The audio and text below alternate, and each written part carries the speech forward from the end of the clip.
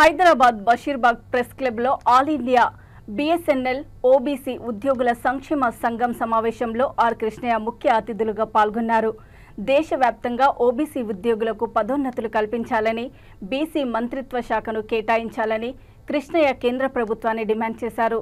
చట్టసభల్లో బీసీలకు రిజర్వేషన్ కల్పించాలని, బీసీ క్రిమిలేయర్ ఎత్తివేయాలని కోరారు. అన్ని ప్రభుత్వ శాఖలలో బీసీ ఉద్యోగులకు అన్యాయం జరుగుతుందని, 76 ఏళ్లలో సుప్రీంకోర్టు చీఫ్ జస్టిస్ కాకపోవడమే నిదర్శనమన్నారు. ప్రభుత్వంపై ఒత్తిడి తేవాలని సంఘం నాయకులను కృష్ణయ్య కోరారు. బీసీలకు ఇంత జనాభాలో ఇంతమంది ఉన్నాము, కానీ ఐక్యత లోపించింది ఇప్పటివరకు.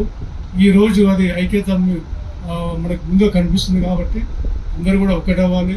మా తమ్ముళ్ళందరూ కూడా ప్రమోషన్లలో సభ్యులను తృణాప్రాయంగా వదిలిపెట్టారు. నాకు ఎందుకు వదిలిపెట్టారంటే ఏదో జేపీ బీసీల ఐక్యత పడుతున్నారు.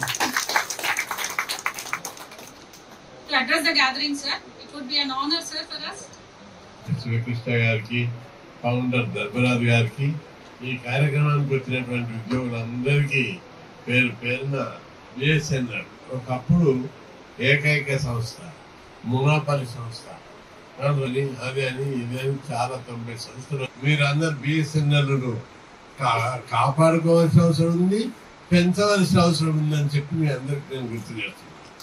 ఓబీసీ ఎంప్లాయీస్ అసోసియేషన్ విషయానికి వస్తే మీరందరూ చాలా బ్రహ్మాండంగా మాట్లాడారు. మీ లోపల ఇంత లీడర్షిప్ క్వాలిటీస్, సబ్జెక్టు, క్వాలిటీ ఉందని నేను ఊహించలేదు. ఎందుకంటే ఇంతమంది వేరే వేరే డిపార్ట్మెంట్లలో పోతే అని చెప్పి నేను మనసారా ఆకాంక్షిస్తున్నాను. మన విషయానికి వస్తే ఓబీసీ ఎంప్లాయీస్ అసోసియేషన్ కు తప్పనిసరి నేను మాట్లాడి గుర్తింపు ఇచ్చేటట్టు చేస్తా. మన జాతీయ బీసీ కమిషన్ కు రాజ్యాంగబద్ధత కల్పించాలని 10 ఏళ్ళు కొట్లాడాను. కాంగ్రెస్ ప్రభుత్వంలో, మోడీ ప్రభుత్వంలో.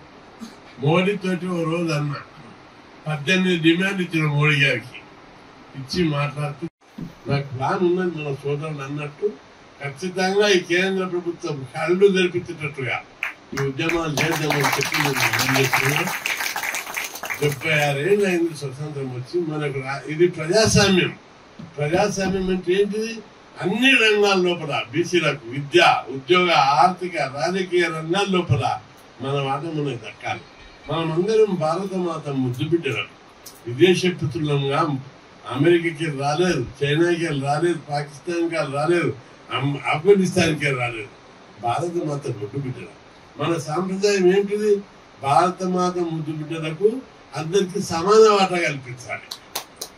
దీంట్లో ఒక కుటుంబంలో తల్లిదండ్రులు సంపాదించిన వాటా 4 అన్నదమ్ములు ఉన్నా, 4 చెల్లెళ్ళు ఉన్నా అందరికి సమానమైన వాటా ఇస్తారు. ఇక్కడ వాటా లభించడం లేదు. మన పోరాటం వాటా పోరాటమే తప్ప దయాదుల పోరాటం కాదు. అగ్రకుల సోదరులు కూడా అర్థం చేసుకున్నారు మన పోరాటాన్ని. వాళ్ళ వాటా వాళ్ళకి ఎన్నడైనా ఇవ్వక తప్పదని అర్థమైంది. కాబట్టి మీరందరూ మన వాటా ఇవ్వడానికి వాళ్ళు ముందుకు రావడం లేదు, అందరు ముందుకు రావడం లేదు, తల్లిదండ్రులకు దమ్ము లేదు. కాబట్టి ఈ వాటా కోసం తమ్ముళ్ళందరూ, మన బీసీలు